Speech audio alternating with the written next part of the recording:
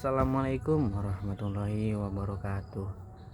Halo pemirsa semuanya, kembali lagi bersama saya Muhammad Nabil Afaid dengan NIM 2313338 dari kelas KPI 5A.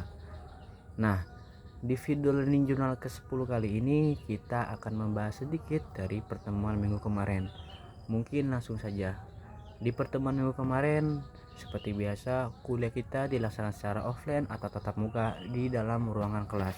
Mengingat dengan teknik reportase di dalam kelas dan sesi presentasi ini sudah selesai dilakukan semua, maka pada pertemuan minggu kemarin itu membahas tentang proposal yang sudah kami ataupun dari kelompok kelas kami itu buat.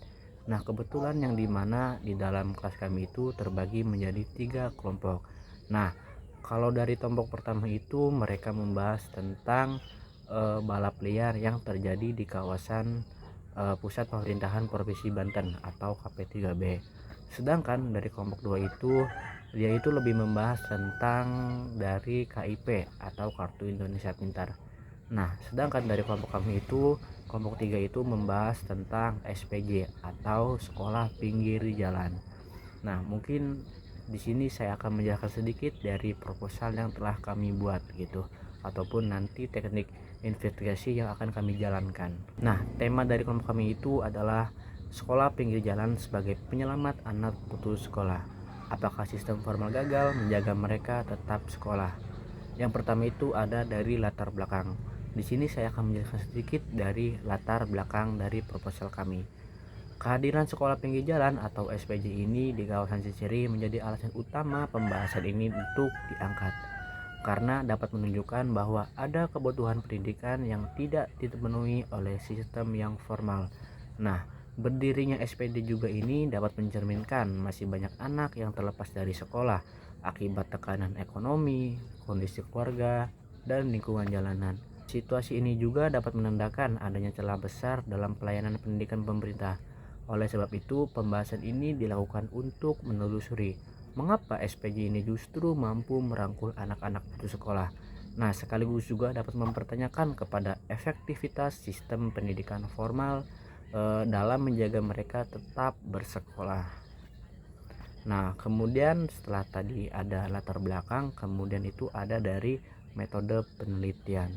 Metode yang kami gunakan dalam penelitian ini adalah metode kualitatif. Nah, yang dimana metode ini itu kita mengumpulkan data melalui wawancara kepada narasumber terkait serta observasi langsung ke tempat kejadian perkara.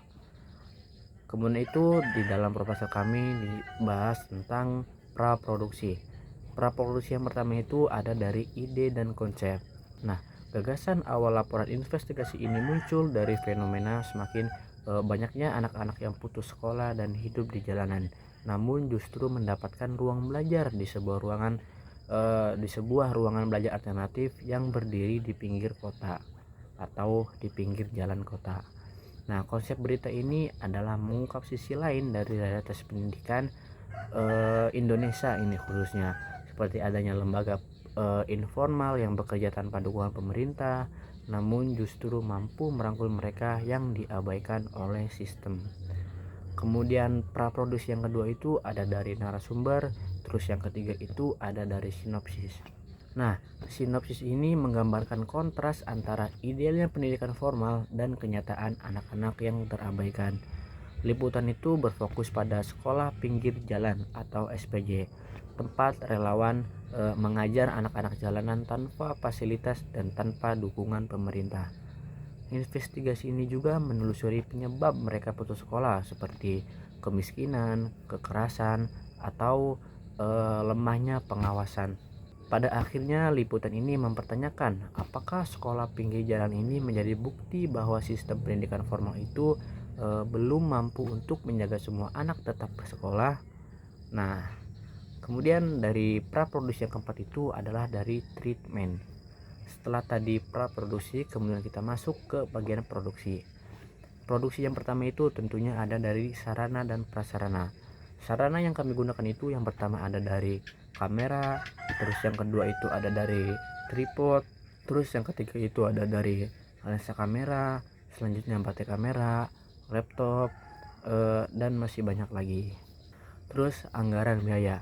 Untuk rincian anggaran biaya yang kami keluarkan untuk melakukan ini belum sepenuhnya jadi gitu, atau belum tergambarkan nanti habisnya berapa karena mengingat jadwal produksi kita itu masih cukup panjang. Kemudian dari produksi yang ketiga itu ada dari jadwal kerja. Nah, jadwal kerja kami itu dimulai dari 12 atau 13 November kemarin sampai dengan 8 Desember. Setelah tadi ada bagian dari produksi, kemudian dilanjut dengan pasca produksi atau setelah produksi. Nah, rencana publikasi itu yang pertama dari pasca produksi. Nah, strategi publikasi yang dirancang oleh tim kami itu adalah yang pertama publikasi poster, terus yang kedua itu sosial medianya itu bisa menggunakan Instagram dan YouTube. Setelah tadi ada praproduksi, terus itu di tim kami juga ada yang namanya manajemen produksi. Manajemen produksi yang dibentuk oleh tim kami itu ada produser, ada direktur, ada scriptwriter, ada public relation, ada kameramen, dan yang terakhir itu ada editor. Nah, mungkin cukup sekian video learning journal ke-10 kita kali ini. Mohon maaf apabila ada kesalahan atau kekurangan yang saya sampaikan dalam video kali ini. Saya Muhammad Nabil Afid pamit undur diri. Sekian, maafkan saya. Wassalamualaikum warahmatullahi wabarakatuh.